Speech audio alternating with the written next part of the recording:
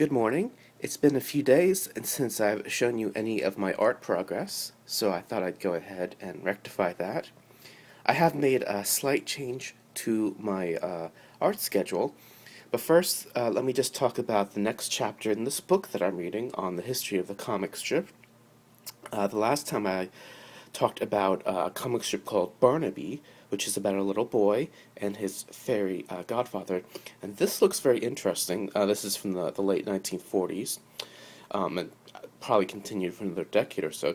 I definitely do want to hunt down this comic strip and read it. It's sort of like, it's sort of the missing link between Little Nemo and Peanuts, or perhaps Little Nemo and Calvin and Hobbes, in the sense of a boy and his imaginary friend, who may not be so imaginary, and kind of the wonder and delight of childhood, etc., etc.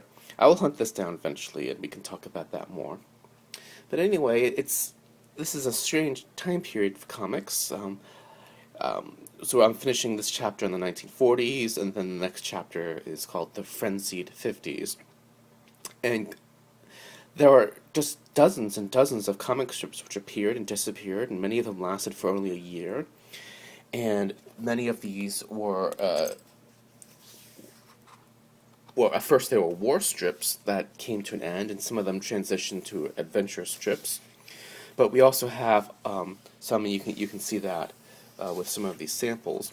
And many of these I've just never heard of, and if they only lasted for a year or so, that makes perfect sense. And as you'll see as we go on, many of these were soap operas. Soap operas were moving from radio to television by the early 1950s. So you have that. Here we have a hanging in a newspaper comic. So we have that change going on in America. Now there are a couple of important comics of this time period, which we will discuss more later. Pogo and Peanuts, of course. But really, there are just so many of these strips that just did not survive, and they're kind of just strange artifacts. So here we have a whole bunch of these soap opera strips. And then in the 1950s, there was a revival of the science fiction strip of a sort. I mean, really, the Flash Gordon really belongs in the 1930s. And then when they try to bring them back to the 1950s, it's a completely different feeling. We're moving from sort of a diesel punk, steampunk era to the atomic era. And by the 1950s, we also have comic books themselves as a separate medium. Anyway, so some interesting things are happening, but in a way, the newspaper comic strip has really come to an end by the 1950s. Even though we do have geniuses like Charles Schulz and such. Anyway, I wanted to show you that I'm making a slight change to my working schedule. What I've been doing for the last couple of years is I would do line art, and then on other days I would do painting. And from now on, I want to do line art at one part of the day, and then painting on the same day.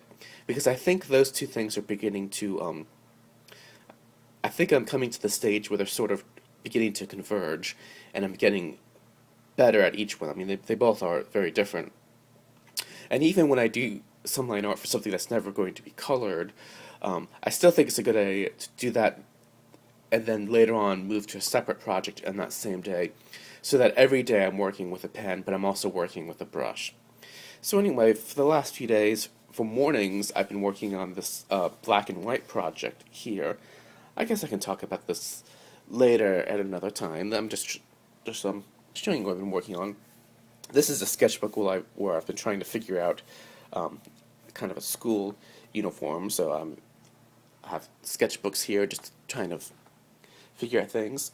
Another line art project this is something I started, I think, in February, and I kept having to stop because I had other things to do. But this is a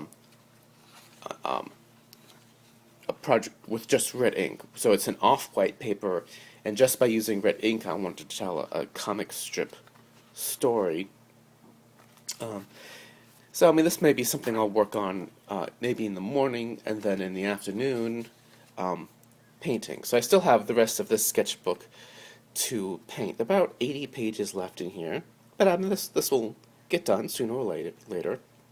And then I'll be moving on to there are two paintings I would like to submit to the state fair. So I do need to work on those.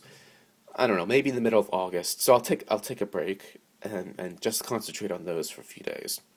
Anyway, this is just a brief update to show you what I've been doing. So, line art and painting in the same day. It's probably not as efficient as just doing line art one day and just doing painting the other day, but I think it's a better habit to have.